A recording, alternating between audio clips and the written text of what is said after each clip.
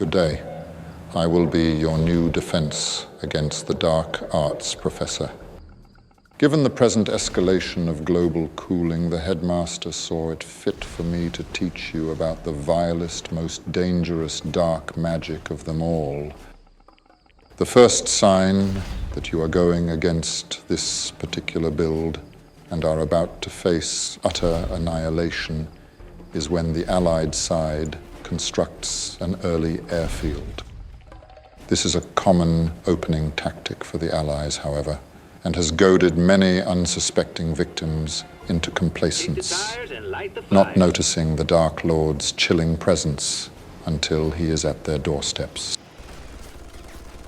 In order to stand the merest chance of surviving the oncoming onslaught, it is paramount to scout out and recognize what you are facing as early as possible. Now, may I draw your attention to the indicator lights on top of this depraved commander's construction yard?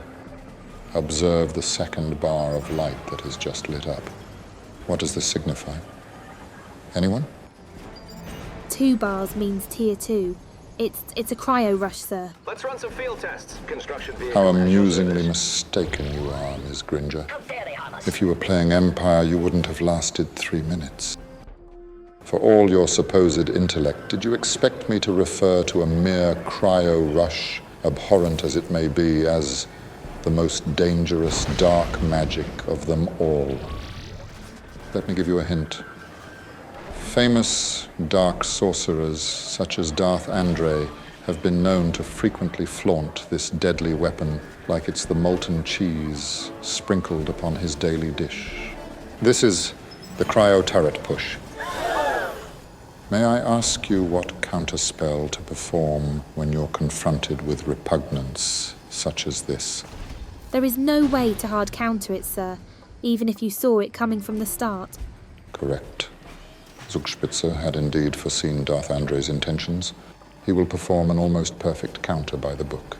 Not that his masterful attempts to run over Andre's shrunken MCV or block the MCV's deployment using a Dojo Core will make the slightest difference for all the precious time it bought him.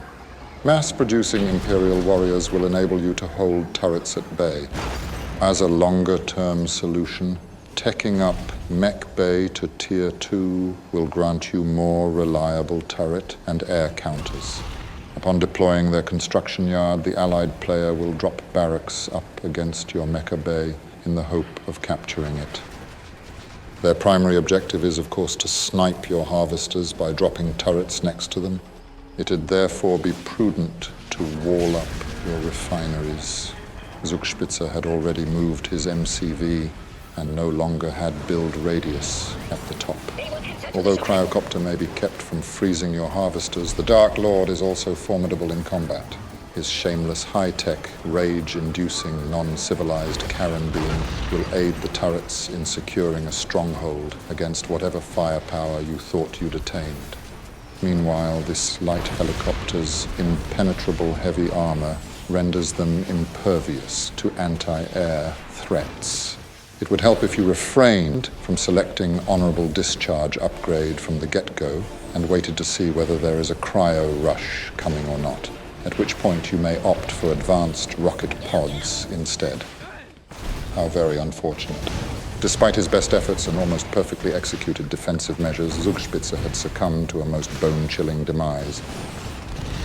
Having witnessed the appalling capabilities of the cryo turret curse, how could one hope to save his soul from Cryocopter's prowess? I did not prepare this lecture to expose any of you to the temptation of power beyond this mortal realm. My goal is, of course, to arm you with relevant defensive knowledge to the best of my ability. I believe your potions master, Dr. Thrax, has once published an analysis on the game's balance, during which he mentioned that even the most proficient pros cannot hope to hard punish Allied cheese. Zugspitze had put up a most skillful resistance, which spared him from immediate defeat. Sadly, the subsequent, even winning chance did not tip in his favor. Once an Allied player has fallen for his thirst for unparalleled, immeasurable, contemptible power, no one can gain an advantage over him. When facing a servant of Cryocopter, the best one can hope for is survival. Perhaps it will be profitable for us to turn to the author of the balance analysis. While we wait for the events to unfold, I wish to impress upon you what an Allied player forfeits by committing to a cryo turret push, besides his soul, that is. A cryo-rusher gives up on his early economy as well as map control, as he builds nothing except aircrafts. It is therefore paramount that you capitalize on your opponent's sacrifice, taking this opportunity to secure both oil derricks to further your economy and perhaps even put up early pressure using infantries. The Soviets have access to Sputnik, which the Empire does not. This makes Empire especially vulnerable to cryocopters. Even worse is the fact that the Empire regrettably possesses no Tier 1 anti-air units. But what about Tengus, Professor? Silence, Longbottom. 10 points will be taken from Gryffindor. Any one of you foolish enough to bring up jet Tengus will do well to remember that it takes 3 Tengus to defeat 1 Apollo. And if any of you dare mention archer maidens, you will find yourself out of this school before you can say vanilla. As I was saying, due to their inadequate arsenal, the Empire must, with the most urgent haste, resort to constructing defender turrets in the hope to prevent the death of at least 1 harvester. As you would have learned in any first-year strategy course, turtling with static defenses is ill-advised inside Red Alert 3. Defender VX is certainly not a desirable option. It is, however, the only option. It may also be prudent to produce additional turrets and power plants and set them up next to each other. Ensure that a necessary number of power plants are defended, for having been deterred from your refineries, Cryocopter will surely seek an opening angle to freeze your power. How dare they harm us? Although the most fearsome Cryocopter has been thwarted for now, you must maintain vigilance. The arrival of the sped-up shrunken MCV commences Phase 2 of your defensive operation. Bear in mind that conventional counters to a regular cryo rush would fall pathetically apart in the presence of multi-gunner turrets. The cryo turret cheese forces you to deal with 2 different Allied rushes simultaneously.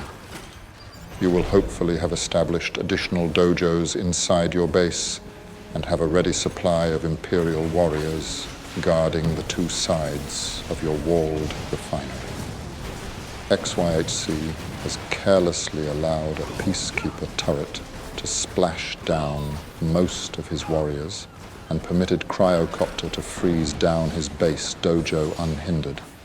The turret now tears his base apart while he scrambles to set up a new dojo for additional warriors. There is one saving grace for XYHC, however. He had sent a dojo to capture the opposing oil derrick. His cunning had then prompted him to amass an army of tank busters, that is, at the present moment, wreaking havoc inside the Allied base. The Vindicator had been too far away to come to the rescue in time. The Allies will soon have no active income, while XYHC held both oil derricks. In his fervor to salvage his base, the Allies have neglected to pay attention to his Cryocopter, a master of darkness being slowly crippled by a mere defender turret due to the fault of his own apprentice. What disgrace. A malevolently beautiful ending for Cryocopter, who was proven to be, after all, just a scientist. The downfall of Airfield was a comparably less significant loss, as the Allies would have set up a frontline airfield for fast bomb refills and elected to sell off his base airfield anyways. A turret assault on the 2nd refinery has been initiated. Needless to say, Imperial turrets are far inferior to Allied turrets. and those Imperial Warriors seem to be exiting their dojo right into a turret's line of fire with no safe spot to escape to. How amusing. A second turret knocks on the door of the refinery. It seems that XYHC had managed to train a group of warriors at the top who are heading down to answer the door knock. Herein lies XYHC's yet undetermined fate. The harvester trembles before its mortality. Another shot would finish it off, but the turret is too distracted fighting the warriors, who have now saved the day. This other group of warriors find that they lack the competence to walk around their dojo. The last remaining dojo will have to be demolished as to grant passage towards the Allied airfield. Having escaped death's door once, who is that harvester to deny death its sweet embrace? Now neither player has harvesters, but keep in mind that XYHC still holds oil derricks. As a last-ditch effort, the Dark Sorcerers conjured up a cryo shot. It may be the leading cause of global cooling, but it was futile in stopping the Allies' lamentable collapse. Remember, such a pitiable outcome could fall upon any one of you. Cryocopter will entice you with an easy path to victory, an enthralling dominance over your opponent. Those who endeavor to seize the power of the dark side become consumed by it, and there is no return from the icy pit. Well, why aren't any of you taking notes? I might say you're the most helpless class I've had the misfortune of enlightening. I want an essay on the tactical and moral mistakes the Allied player made. 4 feet of parchment, to be handed in by tomorrow. Class dismissed.